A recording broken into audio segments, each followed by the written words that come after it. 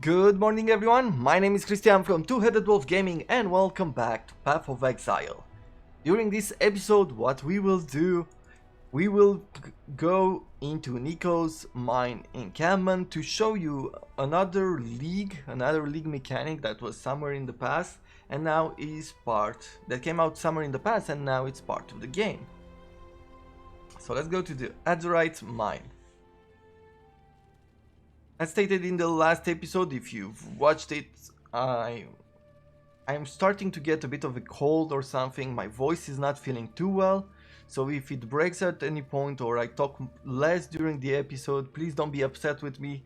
I really want to put out some content and continue this journey that we're doing, while at the same time trying to conserve my strength and be able to record as much as possible so we don't interrupt any of the series that we have going on, because to tell you the truth, I really want to continue all of them. Like, I have 4 going on.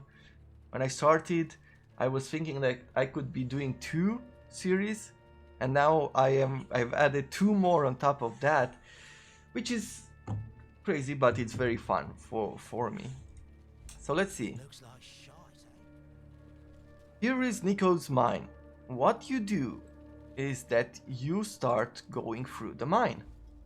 Here we have a device, a machine that helps you explore into the darkness. Whenever you are heading out into the darkness, you'll start accumulating this debuff, which, as you can see, can kill you pretty easily. So you have to be careful to always stay into the light. Don't step into the darkness. There are resistances to darkness that you can upgrade, you will see later on. But it can be very rewarding to explore this mine. So what you do here is like this. You click on the card and you decide where do you want to go next. As you can see, this area contains armor, this area contains Azurite. Azurite is used to make upgrades. Every traveling, depending on how far it is, costs sulfite, as you can see there. And the deeper you go, the more rewarding it will be, the more difficult it will be at the same time. So let's start with this one. The cool thing about this card is that if you walk slower, it's gonna start walking slower, and it does stop at a short distance from you. But if you wanna go quicker, it's going to go quick with you. And at every step you will find monsters, you will find loot, you will find all kinds of items and things that you might use. Right now everything about this mine exploration is limited by sulfite, and so you have to find sulfite on different maps in order to continue exploring the dungeon or the mine. But from what I understand, there is an idea being explored by GGG Games, and it has been requested by the people as well, to have a way to go into Delve, because this is called Delve, infinitely. So without needing these type of resources. I'm not sure how they'll implement it, if they will, but this is how it goes. Many times when you reach one of these points, you can click on something like searching with living Azurite energy, interact to begin the encounter. So you also need to finish this encounter, which here is a bit of a monster rush. We have to survive here by sitting in place.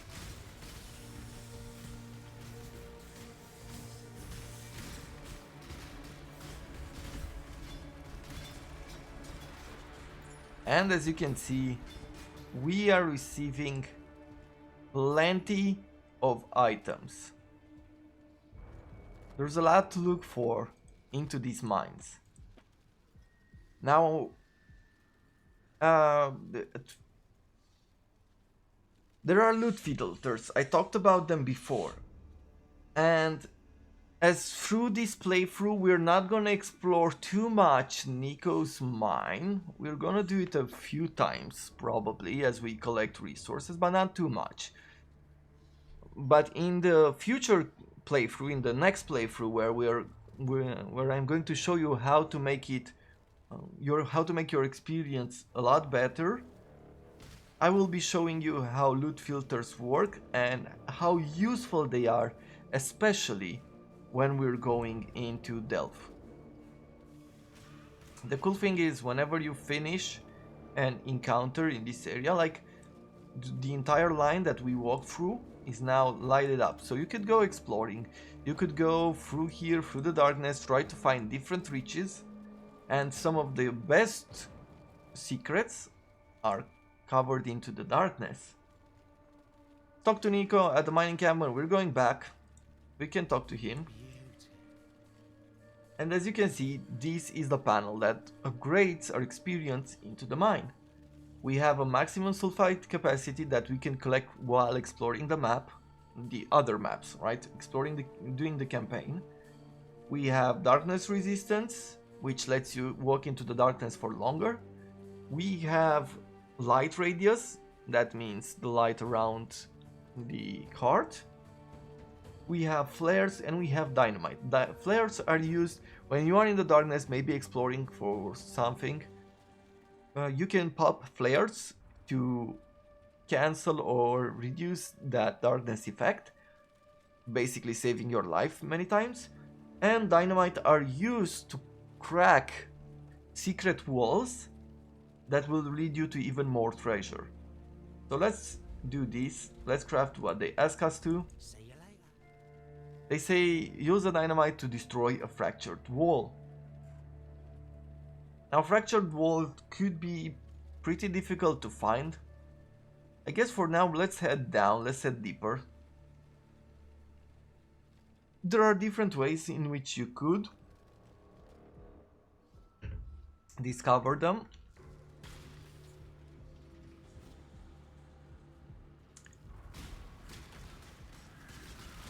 But we're not gonna go into them now. If you started playing Path of Exile and you are a fan of Delph, then I recommend looking it up. It's how I've learned to play Path of Exile as well. I didn't know how to play Delph too well, and I'm not a master at it today either. Like, there's still so much for me to explore as well into this game. But I've learned how to discover different types of secrets and different types of items or bosses, because even in here there are unique bosses. And unique bosses can give you unique items. Sometimes those unique items are what you need for you to make a build or a character work or become even tougher. Let's see, bone armor, some rings. I don't see anything. I'm gonna look probably only for some of these yellow items and nothing else. We have just enough sulfite for one more trip. I don't think we will be able to find a fractured wall during this trip. This dungeon is auto-generated, so... or not the dungeon, the mine. I keep calling it a dungeon. It's getting used to playing RPGs and there's always a dungeon, right?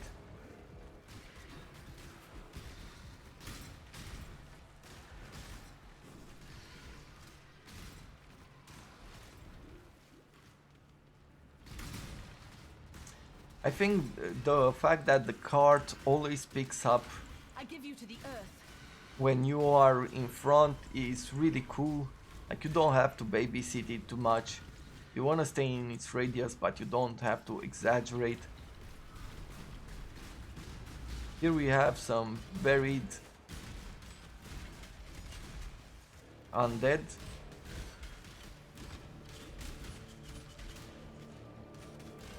All magical. Though not a high level, thus not getting too much experience. Okay. So now we're going with another 10% increase to maximum life on top of everything that we have at the moment. So we're at 872. That's a pretty good increase in life from the 700 we started with.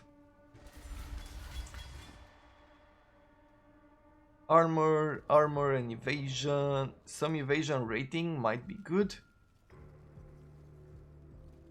Well, what do we collect from all of this? Orb of Transmutation, definitely.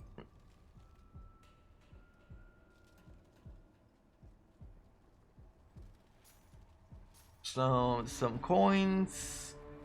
Yeah, and a lot of normal items that we don't really care for. I'm not planning to upgrade any normal item. As you can see, here we discovered the even more areas in our vicinity. So here we have different gems, like skill gems, we have weapons, we have armors. There's plenty more to see, but we don't have any more sulfite to power the crawler. This means we're going back home. We're gonna identify this. Let's see. 498, it's better. 26 fire resistance. 9 fire resistance. 8 increased stun. 18 reflects 18 physical damage. So it's better, but not by a whole lot. Do we have a space to throw in all these other gems? I guess so. We could add this here. Poacher's mark as well. We can throw in this garment there. And maybe even use some of these stones to increase the evasion rating on it. The glassblower bubble here can improve the quality of a flask, so we could even use it right now on this one. Just improve that duration is going to help us a lot.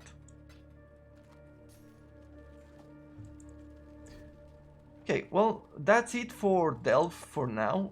We will find a lot more resources in the future, so don't worry about, like, this was just the introduction from Nico. As I said, you don't have to do it early on, you can do it later on in the game, and that will be fine. Okay, so we're going, let's go here in Callum's Dream.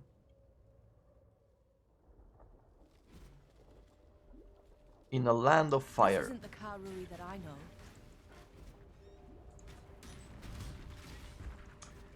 Now I'm not up to that just yet. If we are taking a look at damage now, it's not as strong as it used to be. Like, monsters start to require multiple hits. So we'll have to think about a different way going into the future of how we could improve our damage. Maybe even adding more points into the passive skill tree, or finding a better bow or better arrows. Even some better rings could help us.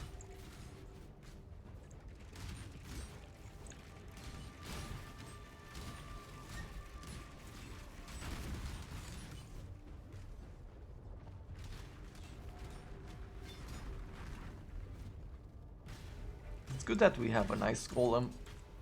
The ice attack will help in this area. Though it does not influence us at all. We could bring the modifier in, right? Like that ice bite. I think these beasts are only... No, they're not even... Doesn't seem to be resistant to fire either, at least not as a... We crush the servants of Cthulhu. Okay. Now I think I've already showed you, but you can upgrade strong boxes as well, and I know we have some augmentation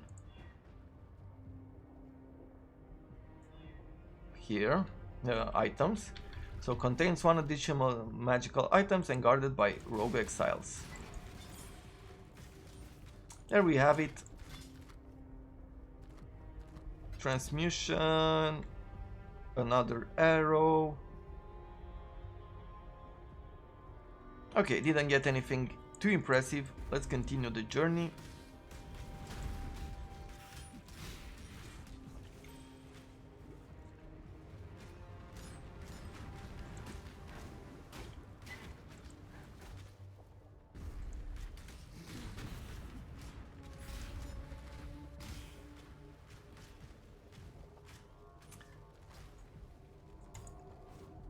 Now I haven't noticed this, I forgot about this fact, but take a look at the split arrow. If we're shooting from here, look at the spread, right? It's like in a fan, like this. If we're going to click further away, it starts to gather up, see? Like this. So it's like from a 45 degrees to a 30. Thus having a more concentrated effect. So that's one way in which you could control. I remember when they first brought this upgrade into the game. It was a pretty cool idea. Because there's always, like, they're always trying to improve a few skills, a few classes at a time. Like trying to bring something new. Many times they overpower a certain kind of build during a league, and you could go ahead and play that that build, and they don't really change it until the end of the league, even if it's overpowered. They leave people, they have a pretty good business model, I would say, as far as when they make changes and how they do it, and how to respect the players who are going for different types of ideas and not ruin them right in the middle of the leagues. And that's not giving too many frustrations to the community. However, it can never be perfect, so every once in a while they put out buggy releases and things like that.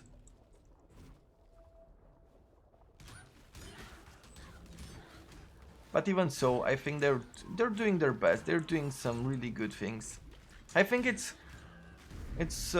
might be a bit more frustrating when you have buggy releases if you are one of the people. Oh, let's see. We moved those auras around and we didn't have our upgrades. That's why I wasn't killing them that quickly. That was stupid of me. I think that people who have been playing this game for a long time might be a bit more frustrated about buggy releases, because generally they just wait for the new content, right, before trying anything else out. For me, there's still so much more to explore from the base game that if one mechanic doesn't work, generally I have so much more to look up to.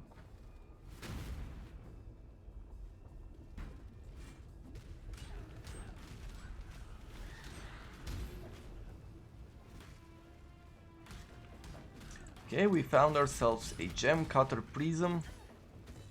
Gem cutter prisms are used on skills to improve their quality. A raven mask.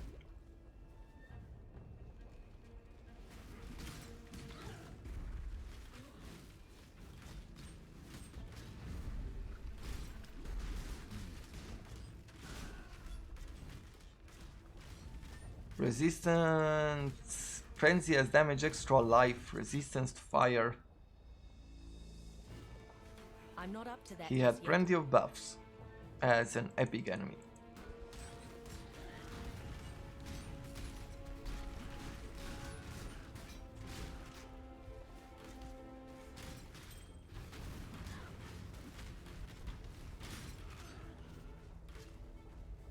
Moonstone ring, plus 15 to maximum energy shield, which we do not use.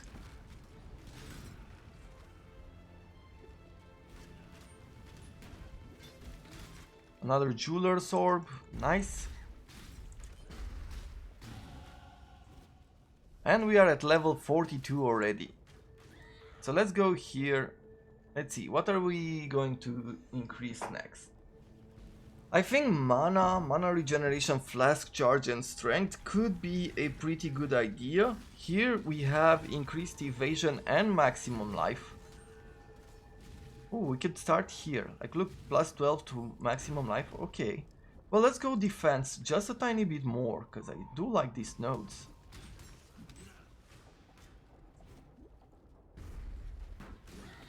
Maybe we will wait, because it seems like defensively we are okay now.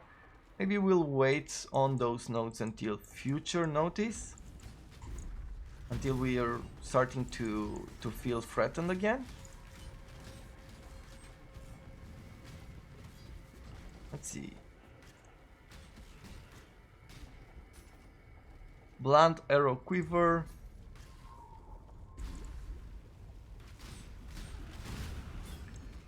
But we do not need any stun. Superior gesture chopper. Okay, that's an axe.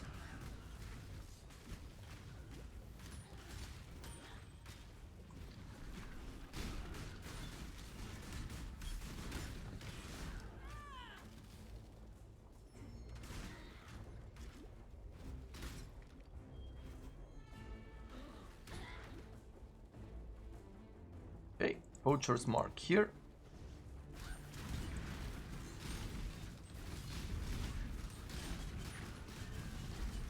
Like, look at that experience go. We're leveling up like crazy in this area. Okay, let's throw that in as well. The blades.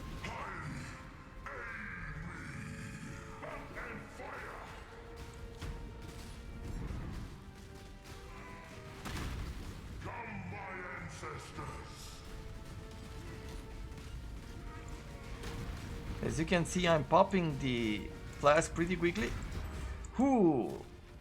That was close. Little angry boy for the world to deal with. Another 2-stone ring, we'll take that. Tricorn, we have better, definitely. Another one of these, let's check it out. 20 cold resistance, 5 elemental damage. No, we don't care. Maximum energy, rarity of items, lightning resistance, plus 2 health. No. This is slightly better. Slightly, not that better, not that impressive. So we're not gonna keep it. Or maybe we'll try. No, we don't have enough items for that. So I am going to go back home to start with. Can't see why I'd want to do that here. I am going to keep this gem for a while. Let's see. Split arrow, like we could go another level on it. Let's see, what does it increase? It didn't increase anything during this turn. Probably at level 10. And then we can sell the armor. May fear guide you. Throw this in. And take the ring. We'll now? sell that as well. Let's see, any items that we want to use? 29 to 95. Instead of 18 to 73. Plus another 17 to 33 on fire. Okay, not necessarily better.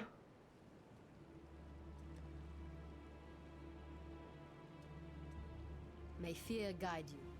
I think at this point we have everything we need. Let's get a few more prophecies, because we have coins. You slay a flow who drops 4 identical rare items. Orb of Scouring, Sacrifice at Dawn. You discover another location flooded with frogs. You will slay a cultist and the foes they summon. You will destroy the false idols Kuduku and Kadaka. Hey. Yes. Do you sell jewelry? Yeah, and at the moment you only sell Until the next time. golems. Not there. I would like to go back to her. And during this episode, we'll finish one more area. Like this one, the Restless Dream. I am the Reso, the sword king. It was here in the pits of Theopolis that I began, killing other dogs and wild boars before I did. A foe, feared for an eon, falls and scoured from the pages of history. Okay, I guess we fought one of those in the prophecy. Don't know what they did. A grand treasure fractures like a dropped mirror. He Yet somehow he goes dropped unnoticed. 4 of the same type of item. Sometimes this is really cool. If you get the same type of item to drop and it's one that you use or you have a character that can use, like you can I'm not up try, to that just yet. you can risk creating a better item by gambling, by using some of the corruption orbs or things like that. Because at the end of the day, like there we had 4 items with the same modifiers. So let's say we like the modifiers. Then we can corrupt them to see if we can get even better ones. Like we can do that 3 times, gamble 3 times for a better weapon. And if it doesn't work, we still have one that is still cool. So that's the reason why you might want copied items. Personally, when I first started playing the game, I never understood the reasoning behind having copies of the same item.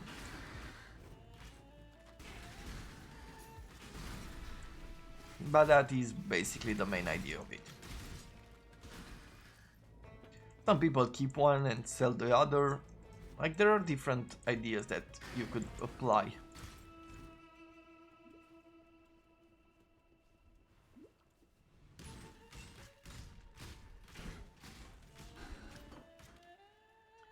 More bone armor, more sacred life flasks. Okay.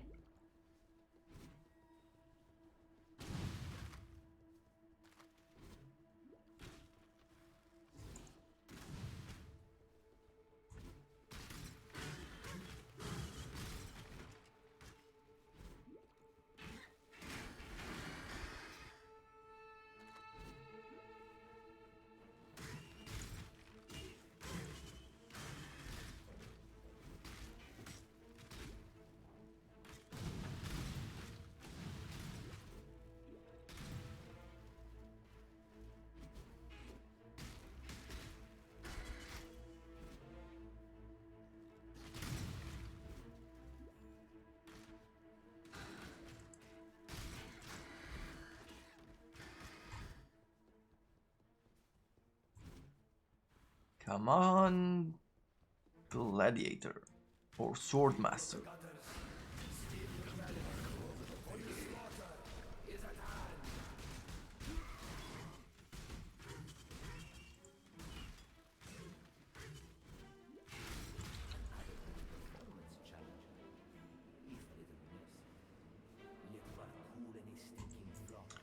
And here he is, the Grand Arena. Or... no, we haven't reached him yet. We still have to go through this. Summon Ice Golem. Oh, yeah, he keeps dying. I forget that he keeps doing that.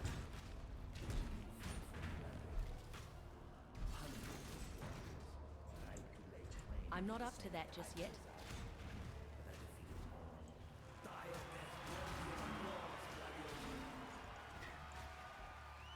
Okay, well, while we fight around here, at the time of this recording, I have Mana is gone. the channel, the Two-Headed Gaming channel, has reached 32 subscribers.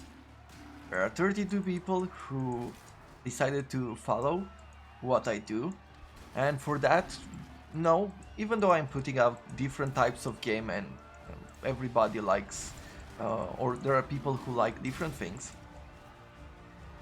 and only watch those, I have to say a big thank you for supporting me, for wanting to keep in touch. I want to thank you for all the comments that you've left, the encouraging, especially since you've been very encouraging as far as feedback goes and everything else. So it has been a really nice experience. I've even got a few ideas from you of possible games that I could play. There are games that I saw them, but it feels like it's that idea of never judge a book by its cover. And so there are many games, with all these games being released constantly, by being also a fan of indie titles, you every week it feels like there's something new, some new release, some new game that might be interesting to show and explore. And so there are titles that I've actually missed, like I never gave an interest to, just because it didn't look like the type of game that I don't know I'd be interested in. But yeah, I got a few ideas from you guys, and I looked them up, and there are a few that I wrote down. And hopefully somewhere into the future, we are going to be able to fit those games into this channel. We're gonna continue doing what I am doing now. As you can see, that most of my games hit around the same area. Like with Thrones of Britannia, now we have Assassin's Creed Valhalla, we also have Ancestors Legacy, everything that we've played with Crusader Kings 2, everything that we've played is more focused around a certain theme, right? Maybe a different period of time, maybe a huge theme like being medieval. It's how I enjoy playing games. It's how I envision this channel to be.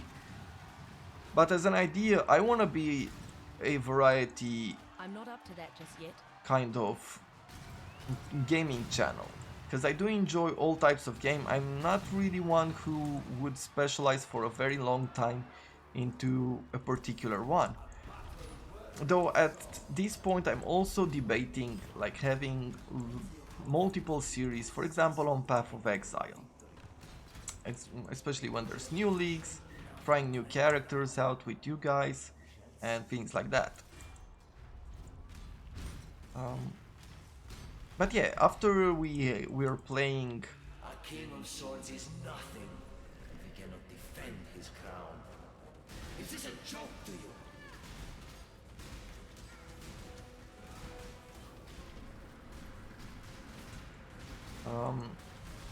Okay, just a bit of concentrating here, because I don't wanna die or anything.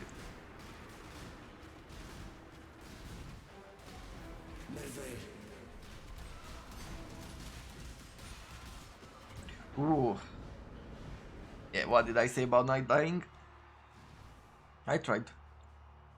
Let's go back here.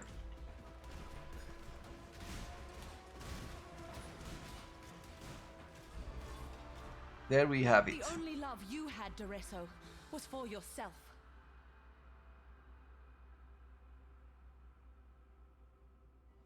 Okay, well, we're finished here. 6 to 12, 1 to 2. Nope, it's not better, so we're not gonna keep it.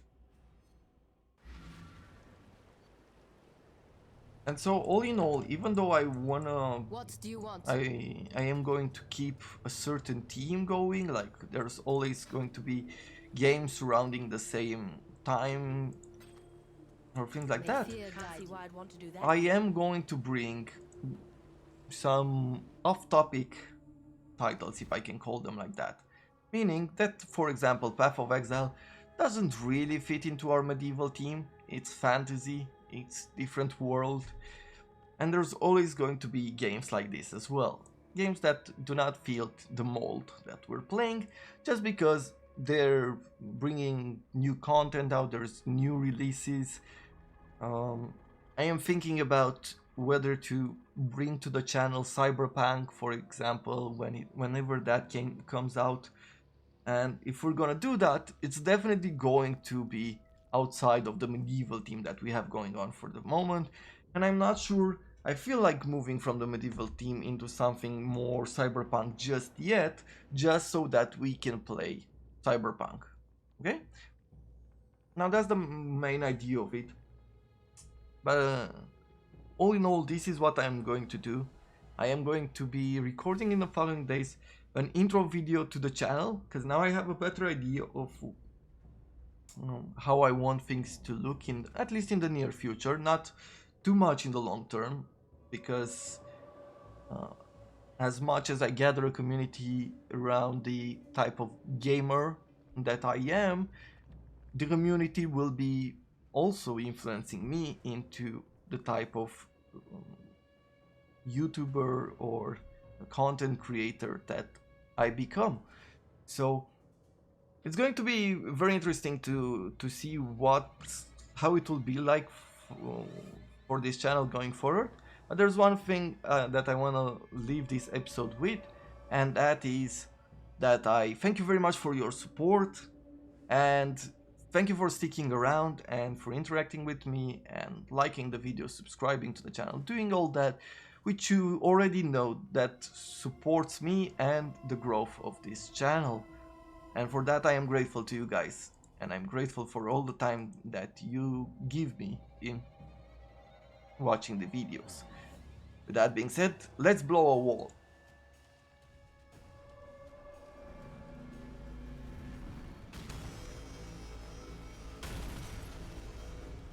Just like that. Malachi's. Okay, well, she burned up. Go back to town, let's get ourselves some Can't see why I'd want rewards. to do that here. And with that, I am going to be putting a cut into this episode. Still I live. I see spell echo. Supported skills deal 10 less damage. Supported skills repeat an additional time. Supported skills have 53% more cast speed. Multi-strike support. This is for melee skills. Greater multiple projectile support. Supported skills deal 35 less projectile damage. Supported skills fire 4 additional projectiles. So you can get even less damage, but even more arrows. Chain support. Supported skills chain plus 2 times. Supported skill deal 28 less damage with hits. Increase area of effect, but we don't have an area of effect skill. Withering touch. Supported skills have 25% chance to inflict withered on hit. I think withered reduces the chaos damage, chaos resistance, and as you can see, the supported skills also gain 12% physical damage as extra chaos damage. Thus, you do more damage as well with chaos. A greater volley support skill fire 4 additional projectiles, 4 points on each side of you. Supported skill deal 29 less projectile damage. And a barrage support supports projectile attack skills that use bows or wands. Cannot support triggered skill, channel skills, okay. They deal 67 less damage. Supported skills fire additional projectiles sequentially. Supported skills fire 3 projectiles. Supported skills have 5% more attack time per projectile. Okay, well, let's do this. Let's get first of all the greater multiple projectiles. Can't see why I'd want to do that here. And I'm going to buy 2 more of the other gems, and we're gonna try them out. Yes. Let's see, where was it? Barrage support and the greater volley one. We don't have enough currency, we don't have alchemy orbs. Okay, so we could only test greater multiple projectiles and barrage support. See ya. Which is okay for now.